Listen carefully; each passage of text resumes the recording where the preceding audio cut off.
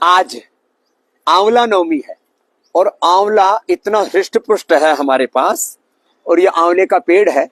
ऐसे हजारों पेड़ तो पतंजलि में और पूरे देश में लाखों पेड़ हमने लगवाए, और इससे किसानों के जीवन में समृद्धि और देश के लोगों को हमने स्वास्थ्य दिया। और आज आंवले के कितने प्रोडक्ट्स हो सकते हैं, थोड़ा उसका परिचय दे रहे। इधर तो ये आंवले का च्यवनप्राश, हमारी बेटी देववीरा इधर बड़ी जोर शोर से लगी हुई है, च्यवनप्राश खा खा करके खुद भी तगड़ी हो गई है। तो गाय के घी में, ये गाय का घी, इसके अंदर आंवले की जो ये पूरी पिष्टी है ना, उसको भून लेते हैं। भून करके फिर हम उसमें काजू, बादाम, मुनक्का, खजूर, अंजीर सब डाल दिए, और इसमें थोड़ा सा फिर ये सतावर भी डाल दिया, थोड़ा ये सफेद मूसली आदि भी डाल दिया, सारी जड़ी बूटियां। क्योंकि सबके घर में अब अष्टवर कहाँ से लाएंगे, सारा 10 मूल पात आदि का काढ़ा कहाँ से लाएंगे। तो हमने ये आंवले की पिष्टी को अच्छे से भून करके उसमें सारे ड्राई फ्रूट्स डाल करके, और फिर हमने, अब इसको पकड़ो बेटा उधर से, और इसके अंदर फिर हमने ये डाल दी चाशनी। और ये चाशनी भी किससे बनाई, हाँ थोड़ा उड़ेल दो थोड़ी, ऐसे बस। अब इसको घोटो अच्छे से, घोटना फिर इसको, तो ऐसे इसको घोट देते हैं, ऐसे ऐसे ऐसे हमने खूब घुटाई कर रखी। कितना बढ़िया बन गया है च्यवनप्राश। ये च्यवनप्राश ड्राई फ्रूट वाला च्यवनप्राश। अब ये सुपर फूड है, ये सुपर से भी ऊपर वाला फूड है। इसके ऊपर हमने पूरा रिसर्च भी किया है, ये सब चीजें पूरे बाद में विस्तार से बताएंगे। अब मंद आंच पर हमारी बेटी धीरे धीरे इसको पकाते रहे। हमने इसमें छेद किए, छेद करके रात को थोड़ा सा चूने के पानी में भिगो दे तो थोड़ा इसका खटास कम हो जाता है। चूने में भिगोए ना, किसी को चूना मत लगाना, खुद को तो कभी मत लगाना। और उसको भिगो करके फिर उसमें छिद्र करके फिर इसको धीरे धीरे मंद चाशनी में पका देते हैं, तो आंवले का ये मुरब्बा बन जाता है। ये थोड़े छोटे वाले देसी वाले, ये थोड़े बड़े वाले मुरब्बे हैं। हा। इधर देखो आंवले का, ऐसे ये आंवले को कद्दूकस में कस लिया, कद्दूकस में कस के फिर गाय का घी में उसको अच्छे से भून लिया, तो ऐसे ब्राउन कलर का हो जाता है। अब ये इसके बाद इसमें डाल दी ये चाशनी, हा, और फिर इसका बन जाएगा हलवा। और ये हलवा बड़ा स्वादिष्ट बनता है, ये ऐसे बन जाता है, बहुत ही प्यारा सा हलवा। जिसको ड्राई फ्रूट आदि डालने हो वो भी डाल सकता है। तो आंवले का रस भी दिया हमने, आंवले का मुरब्बा, च्यवनप्राश, और आंवले का ये जो है ना चटनी भी बना सकते हो, दिखाऊंगा। आंवले का अचार भी अच्छा होना चाहिए, अचार भी अच्छा होना चाहिए। लोग ज्यादातर क्या खाते हैं, आम का अचार खाते हैं। आम के अचार से बेहतर है नींबू का अचार, और आंवले का अचार तो बहुत ही जबरदस्त है। आंवले हल्का सा इसको स्टीम कर लो, ऐसे हो जाएगा। फिर इसको ये तिल के तेल में साउथ में खाते हैं, सरसों के तेल में उत्तर भारत वाले खाते हैं, तो प्रकृति की बात है। और इसमें फिर थोड़े थोड़े मसाले डाल दिए, और सारे ऐसे मसाले आदि डाल करके, और फिर जो है देववाणी जी जो है आज इसी कार्यक्रम में लगी पड़ी है। हाँ, ये सारे मसाले इसमें, खड़े मसाले सारे डाल दिए, और ये डाल करके और तैयार हो गया। इधर कलौंजी भी डाल दी इसके अंदर, और ये बहुत जबरदस्त है। ये आंवले का अचार भी हमने पूरे देशवासियों को उपलब्ध करवाया। खैर, ये चटनी बड़ी जोरदार है आंवले की चटनी जो है इसमें, हाँ रगड़ो बेटा, इसमें थोड़ी सी अदरक डाल दो, थोड़ा इसके अंदर हरी मिर्ची डाल दो, और फिर थोड़ा सा सेंधा नमक आदि डालकर ना बड़ी जोरदार बनती है। वैसे हमने आंवले के बहुत अच्छे अच्छे और भी प्रोडक्ट बनाए, और आंवले का मुरब्बा, और ये बालप्राश, ये तो बड़ा जबरदस्त है। च्यवनप्राश का ये बाल अवतार है। जैसे हमारे बालकृष्ण भगवान जी है ना, आचार्य बालकृष्ण जी भी हमारे धनवंतरी के अवतार हैं, तो उन्होंने बालप्राश बना दिया। ये आंवले का मुरब्बा, आंवले की कैंडी है।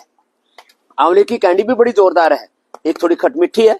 मतलब ये आंवले का मुरब्बा थोड़ा कहते हैं ना, थोड़ा चिपचिपा सा होता है, इसमें ना बड़ा जोरदार है ये। ऐसे कोई इसमें चिपचिपाहट नहीं है, आंवले का रस है सो है।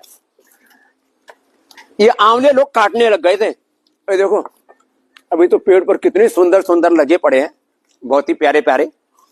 और ये आंवले के पेड़ लोग काटने लग गए थे। हमने आंवले को कटने से बचाया। आजकल कटेंगे तो बटेंगे बड़ा मामला। ये कटते तो किसान कहीं के नहीं रहते। हमने इस आंवले को बचाया और आंवले के माध्यम से पूरे देश के किसानों को बचाया। हमने आंवले के वो प्रोडक्ट बनाए। आंवले की कहानी आती है आंवला नवमी की, कि एक गरीब व्यक्ति था, भगवान विष्णु की उपासना करता था, जीवन में बहुत दुख था, दरिद्रता थी, तो भगवान विष्णु उसकी भक्ति से प्रसन्न हो गए, बोले वरदान मांग लो। तो बोले जी महाराज आप बस कोई भी आशीर्वाद दे दो। तो उन्होंने आंवले का बीज दे दिया, उसने पेड़ लगाए, उससे इतने आंवले हो गए, खाए तो खुद स्वस्थ हो गया, जवान हो गया, और उसके प्रोडक्ट च्यवनप्राश, आंवला मुरब्बा, चटनी आदि जो हम बनाए उसको धनवान हो गया। खैर ये तो आंवले नवमों की बात हुई। आंवला ना होता, एलोवेरा ना होता, ये ऋषियों की विरासत ना होती, तो हमको कम से कम, अब तो हम सीढ़ियां चढ़ रहे हैं, भारत जो उन्नति की सीढ़ियां चढ़ रहा है वो इसलिए चढ़ पा रहा है कि हमारे पास ऋषियों के ज्ञान की विरासत है। 400-500 लाख करोड़ रुपए तो हमारे स्वास्थ्य सेवाओं में बर्बाद हो जाते।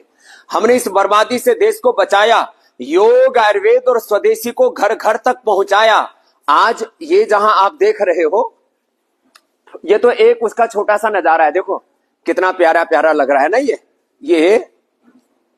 ये सारा का सारा नजारा आप जो देख रहे हो, ये स्वदेशी इतने गौरवपूर्ण तरीके से भी आगे बढ़ाया जा सकता है।